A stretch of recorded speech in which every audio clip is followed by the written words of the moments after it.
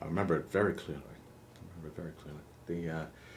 I got myself an agent, having done Stratford and Lindsay and a show in Montreal for Marion Andre and everything. I got myself an agent here in Toronto, but the only thing I could get was extra work. Your first time out, for heaven's sake. So I remember it very well. I don't know what show it was. It might have been Police Surgeon, something like that. And I was airport background, and so the lead characters standing there in the foreground, and in the background, this airport crowd is going around. Well, the way they did it, it was that you would walk past and then quickly take off your coat and pick up a different suitcase and walk around. And there was very much a band of angry young men and women who were really bored with the fact that if you acted on stage, for the most part, you were acting in, as I had been doing. You know, Neil Simon or Alan Ayckbourn or any of those British or American writers. And we were really, really kind of angry about it. So this was the first wave of Canadian theater.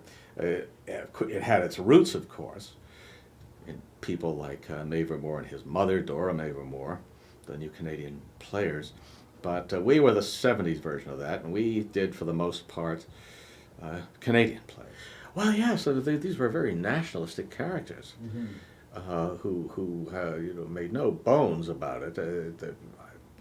I think today, in comparison to the 70s, people seem slightly apologetic about saying, hey, you've got to fund Canadian production. Of course, ACTRA, some of your people and spokesmen on ACTRA now are getting pretty vocal about it. Indeed. But back then, it wasn't, we didn't view it as a matter of getting work so much as a matter of cultural revolution. I was in at least half a dozen plays by George Walker. And so I just really loved those plays because he has a very precise use of language, specific kind of off-center quality. And so not all actors had an affinity for it, but I did. Matter of fact, he, no fooling, wrote 3 plays for me. They were called the Power Plays, and they featured this guy. He wrote one play, it was called Gossip. And this was done at the Toronto Free Theatre. I played this investigator, this ex-alcoholic newspaper man called Tyrone Power, and he solves crimes. Well, this was, a bit of a hit. So George ended up writing 2 more plays for that character, and that one was the Filthy Rich, which is the one that's done most often now, and a third one called The Art of War. And so that association, was very strong.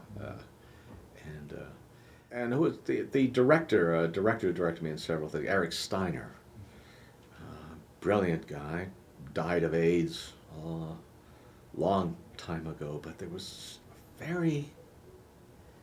the way he directed, that evocative way, with that feeling of trust he had for the actors, would often produce the most extraordinary off-the-wall performances that your auteur directors just don't get from actors. I guess some of the more unusual characters, as an actor, what fascinates us most of all, of course, is taking a character totally unlike ourselves, and making it believable, so that, as it were, you look typecast. And so I'll never forget, actually. That's a very revealing story. I mean, I was in 3 shows. In one, I was a Eurasian cocaine addict, homosexual priest.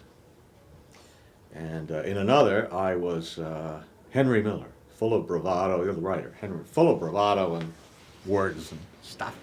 And in the third one, It was a production of Titus Andronicus, with a lot of the dialogue cut, but it was done as a spaghetti western. It was a Hrant Alionak show. I played Saturninus, who was in the play as the emperor, but in this production I was Saturninus, sheriff of Rome.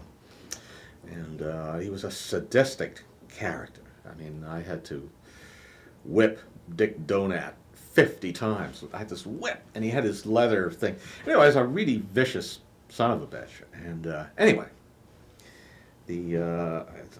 I was, who was it? There was some other part was coming up, and in quick succession, 3 directors came up to me. It was really odd.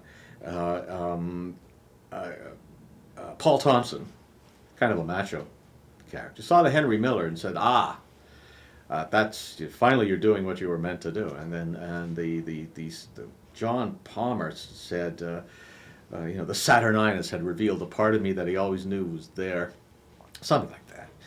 And Bill Glasgow, at the Tarragon, about the Eurasian cocaine addict homosexual, said, finally I've seen the real you. In other words, each one of them thought, so I thought of that as the accomplishment that surely that's what we want as actors, right? To be able to fool everybody. Consummate character actor. Yes. This feeling of being totally blank, of there being nothing, the tabula rasa, was something that I worked for very hard, psychologically. Because it was a kind of a method attack. I don't know. In order to do this part, I had to actually be crazy. I mean, my theory is that convincing an audience you're crazy isn't a matter of like waving your arms around. It's a matter of actually being, and they can see it. The best thing we like to hear in film is let's film the rehearsal. I mean, you get the lighting and say, okay, just do whatever you want, and we'll just do one just to see if it's working, and no pressure, no anything, and We've got it. yes. Yeah. Persistence is, the one thing I would suggest to people. Of course, you have to really, really want it. The notion of going through theater school thinking that this is sort of some kind of IBM that you can get in onto the ground floor. It's not the case. You have to continually reinvent yourself. So I guess, I hope that doesn't sound too pompous.